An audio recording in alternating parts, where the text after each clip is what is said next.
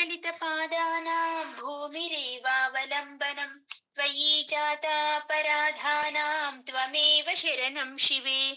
ఓం నమ శివాయ. ఓం శ్రీమాత్రే నమః. శివానందలహరి రోజుకో శ్లోకంలో ఈ రోజు మనం చక్కగా 54వ శ్లోకంలోకి వచ్చాము. ముందుగా శ్లోకం నేర్చుకుందాం.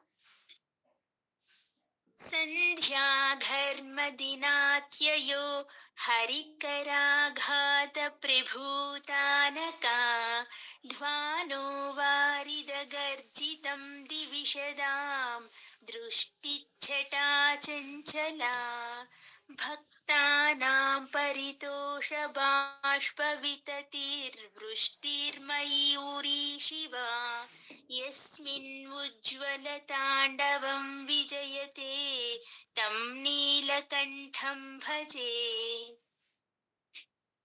సంధ్యాఘర్మదినాత్యయో హరికరాఘాత ప్రభూతానకా ధ్వానో వారిదగర్జితం దివిషదాం దృష్టిచ్చటా చంచలా భక్తానాం పరితోష బాష్పవితతిర్వృష్టిర్మయూరీ శివా యస్మిన్ ఉజ్వలతాండవం విజయతే తం నీలకంఠం భజే. ఈ శ్లోకంలో మనకు చక్కగా ఆదిశంకరాచార్యుల వారు శివుణ్ణి ఎలా పోలుస్తున్నారంటే ఆడనెమలతో అమ్మవారిని, మొగనెములతో శివుణ్ణి పోలుస్తూ, ఇద్దరిని పోలుస్తూ చక్కగా చెప్పారు మనకు ఆదిశంకరాచార్యుల వారు. అంటే వాళ్ళిద్దరికి పోలికల్ని చెప్తున్నారు. ఉమామహేశ్వరునిద్దరిని మయూరి మయూరాలుగా, అంటే మయూరి అంటే మగనెమలి, మయూరి అని ఉంటే ఆడనెమలి అనే అనమాట. వాళ్ళిద్దరితో పోల్చి మేఘాలు, వర్షము వీటన్నిటిని పోల్చి ఆయన తాండవం గురించి చక్కగా, ప్రదోష కాలంలో ఆయన చేసే తాండవం గురించి చక్కగా వివరణ చెప్పారు మనకు. ముందుగా పదాలకు అర్థం చూసుకొని తర్వాత చెప్పుకుందాం.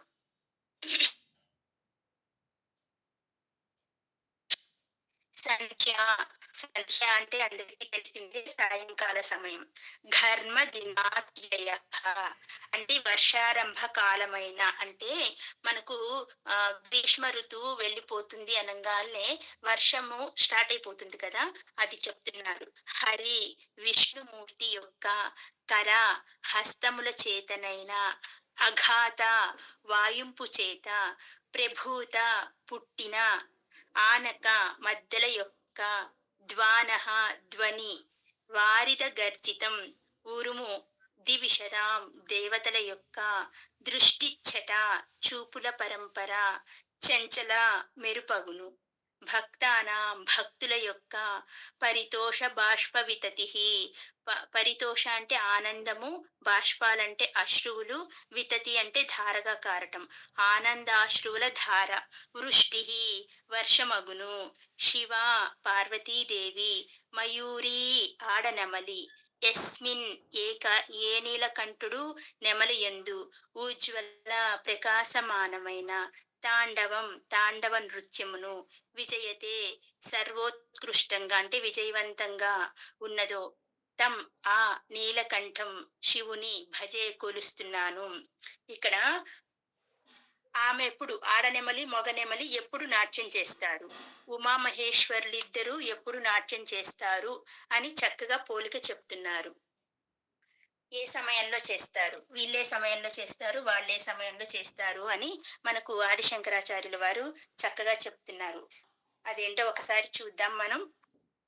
పోయి నీలకంఠుడా నీకు జయము అని మొదలు పెట్టారు. ఎందుకు జయం చెప్తున్నారు? చక్కగా ఆయన తాండవాన్ని చూడాలంటే అదృష్టం ఉండాలి. ఆ ప్రదేశ వేళలో ఏమి చేసినా ఎంత ప్రయోజనాలో మనం తెలుసుకుందాం తర్వాత. ముందుగా మనం అర్థం చెప్పుకుందాము. ప్రదోష కాలంలో అంట శివుడు నాట్యం చేయడానికి ఏమేం కావాలంట? మనకి మామూలుగా నెమలి నాట్యం చేయాలంటే మేఘాలు వచ్చి వాన కురవాలి. ఆ వాన గూడా ఎలా కురవాలి? వర్షం పడే ముందు మెరుపులు రావాలి, ఉరుములు మెరవాలి.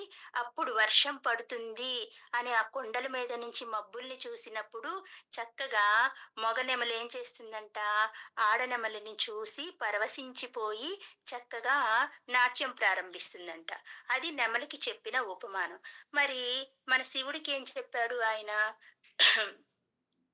ప్రదోష కాలంలో అంట ఆయన చక్కగా ఏం చేస్తాడు, ప్రదోష కాలం బిగినవ్వగానే వర్షాకాలం అంటే ఈ వర్షాకాలంతో ఎందుకు పోల్చారు?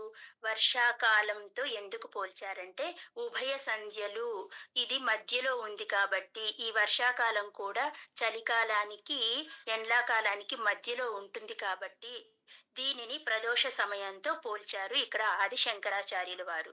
ప్రదోష కాలంలో విష్ణువంట వాయించడానికి మధ్యలో రెడీగా పెట్టుకొని వచ్చేస్తాడంట కైలాసానికి. విష్ణువేమో మృదంగం పట్టుకుంటాడు. ఇంద్రుడేమో వేణునాదం చేస్తుంటారంట. సరస్వతీ దేవి ఏమో వీణ వాయిస్తూ ఉంటుందంట. బ్రహ్మదేవుడు వారు తాళం పట్టుకొని రెడీగా ఉంటారంట. లక్ష్మీదేవి పాట అందుకుంటుందంట. ఇంకంతే మొదలవుతుందంట చక్కటి నాట్య విన్యాసం. అక్కడ కైలాసంలో ఉమామహేశ్వరులిద్దరూ చక్కగా అర్ధనారీశ్వర తత్వంతో తాండవం చేస్తారంట. కిందేమో ఆ నెమలికి చెప్పుకున్నాం కదా మనం, వర్షం పడేటప్పుడు ఎలాంటి ఉరుములు, మెరుపులతో కూడిన వర్షం ఉన్నప్పుడు ఈ ఆడనెమలి, మొగ నెమలి 2 కలిసి చక్కగా నాట్యం చేస్తాయంట. ఏం చెప్తున్నారిక్కడ? ఎంతో ఆనందంగా తాండవం చేస్తున్న ఆ మయూరానికి శతకోటి నమస్కారాలు అని చెప్తున్నారు. సంధ్యా సమయమే వర్ష ఋతువుగా చూడండి, సంధ్యా సమయాన్ని వర్ష ఋతువుగా పోల్చారు. శ్రీ మహావిష్ణువు వాయించే మధ్యల ధ్వనులే గర్జించే మేఘాలుగా. అక్కడేమో నెమలికి ఉరుములు మేఘం గర్జించాలి. ఇక్కడేమో స్వామివారికి శ్రీ మహావిష్ణువు చేతిలో వాయించే మధ్యల బాగా గర్జించే మేఘంలా కనపడుతుంది. దేవతల చూపులే మెరుపులు. అక్కడేమో నెమళ్ళకేమో చక్కగా వర్షం పడేటప్పుడు మెరుపులు, ఉరుములు మెరుస్తాయి కదా! అది పోలుస్తున్నారు. ఇక్కడ దివిషదాం అంటే దేవతలనమాట. దేవతల యొక్క చూపులే మెరుపులంట ఆ కైలాసంలో. పార్వతీదేవి ఆడనెమలి కాగా ఆనంద బాష్పాలతో తిలకించుచున్న భక్తుల కోసం శివా నీవు చేయుచున్న ఆనంద తాండవాన్ని నేను కూడా తిలకిస్తున్నాను. ఆయన మానసికంగా ఆనంద తాండవాన్ని తిలకిస్తున్నారంట. ఇంక వెంటనే అక్కడ మెరుపులు, ఉరుములు మొదలవగానే పార్వతీదేవిని, ఆ పార్వతీదేవి ఎలా ఉంది? ఆడనెమలిగా పోల్చారు. ఆడనెమలిని చూడగానే ఈ నెమలికి, శివుడు అనే మొగ నెమలికి ఉత్సాహం వచ్చి చక్కగా ఆనంద తాండవం చేస్తున్నారంట. అలా ఆయన చేసే ఆనంద తాండవాన్ని చూసే భక్తులందరూ వాళ్ళ కళ్ళల్లో నుంచి ఆనంద బాష్పాలు అంటే ఆనందం అశ్రువులుగా, అశ్రుధారగా కారుతూ ఉంటుందంట. అంత అందంగా, అంత గొప్పగా, అంత వర్ణించలేని తీరులో ఉంటుందంట సంధ్యా సమయంలో ఆయన చేసే చక్కటి విన్యాసం. కొంచెం వివరంగా చూడాలంటే అదిగో వర్షారంభ కాలం సమీపించింది అంటే వర్షాకాలం సమీపించింది. దేవతలకి ఇక్కడేమో మనందరికి వర్షాకాలం సమీపించింది. దేవతలకు సాయంకాలమైన దక్షిణాయానం ప్రవేశించింది. ఈ ప్రదోష వేళలో నీ నాట్యాన్ని తిలకించడానికి ఎందరెందరో దేవీ దేవతలు విచ్చేస్తున్నారు. అలా దేవతా సమూహాలన్నీ నీ ముంగిట చేరినప్పుడు ఆ వెలుగులే మాకు మెరుపుల వలె గోచరిస్తున్నాయి. దేవీ దేవతలందరూ వచ్చి అక్కడ నిలబడినప్పుడు, ఈయన వాకిట్లో నిలబడినప్పుడు ఆ దేవీ దేవతలు ఎలా ఉంటారు? చక్కగా ఉంటారు కదా! వాళ్ళల్లో నుంచి వచ్చే మెరుపే మనకు వాళ్ళల్లో నుంచి వచ్చే వెలుగే మనకు వర్షాకాలంలో వచ్చే మెరుపుల్లాగా గోచరిస్తున్నాయంట. అవిగో ఉరుములు వినపడుతున్నాయి. ఏమిటా ఉరుములు? శ్రీహరి స్వయంగా మద్దెలను చేత పట్టుకొని నీ నాట్యానికి, నువ్వు చేసే నాట్యానికి అనుగుణంగా మోగిస్తూ ఉంటాడంట. ఆయన చుట్టూ తిరుగుతూ ఆయన ఎలా అంటే లయబద్ధంగా ఆయన ఎలా చేస్తున్నాడో ఆయనకి తగ్గట్టు చేస్తాడంట. శివ, భక్తులమైన మా ఆనందం అగ్ని రూపాన్ని ధరించి మేఘమండలాన్ని మదిస్తోంది. అలా నిన్ను చూస్తూ ఉంటే మా ఆనందమంతా అగ్ని రూపాన్ని ధరించిందంట. ధరించి మేఘమండలాన్ని మదిచ్చేస్తుందంట. ఆ మేఘమండలాన్ని మదిస్తుంది. శివకారుణ్యం అనే మేఘం కరిగి అప్పుడు శివకారుణ్యం అనే మేఘం కరిగి నేలకు చినుకుగా కురుస్తున్నది. ఎంత బాగా చెప్పారో చూడండి. మనకి నెమళ్ళకేమో స్వతహాగా పడే వాన గురించి చెప్పాడు. మనకి ఎలాంటి చినుకులు కావాలంట? శివకారుణ్యం అనే చినుకులు కావాలంట. అలాంటి శివకారుణ్యం అనే మేఘం కరగాలంటే మనం ఏం చేయాలంట? శివభక్తులమైన మనమందరం ఆయన ఆనంద తాండవాన్ని తిలకిస్తే ఆ ఆనందం అగ్ని రూపాన్ని ధరించి మేఘమండలాన్ని మదించినప్పుడు అరే అరే నా భక్తులు నా కోసం ఇంత బాగా చేస్తున్నారు అని శివుడంట కారుణ్యమూర్తి కదా అసలుకే. శివుడు ఆ కారుణ్యం అనే మేఘం కరిగి నేలకు చినుకుగా వర్షిస్తుందంట. ప్రకృతి స్వరూపిణి అయిన పార్వతీదేవిని చూసినప్పటి నీ చూపు ఎలా ఉందంట? అప్పుడు ఆయనంట ఆమెను చూస్తాడంట ఓరకంట. చూసినప్పుడు ఆమె అమ్మ చూపు ఎలా ఉందంట? నీ చూపు ఆడనెమలిని చూసిన మగనెమలి అవుతుంది. అంటే ఆ వర్షానికి ముందేనంట నెమళ్ళకి ఇదొస్తుంది అనమాట. ఏమి? ఆడనెమలిని చూసి మగ నెమలికి ఉత్సాహం వస్తుంది. దాంతో పోలుస్తున్నారు. అలా ఆడనెమలిని చూసిన మగనెమలి అవుతున్నది. ఇలా పార్వతీ సమేతుడవై దేవతా సమూహాల మధ్య ఉజ్వల గతిలో సంధ్యాతాండవం చేస్తున్న నిన్ను నేను భజిస్తున్నాను. తం నీలకంఠం భజే. అలాంటి నీలకంఠుణ్ణి నేను భజిస్తున్నాను అని చక్కగా చెప్తున్నారు.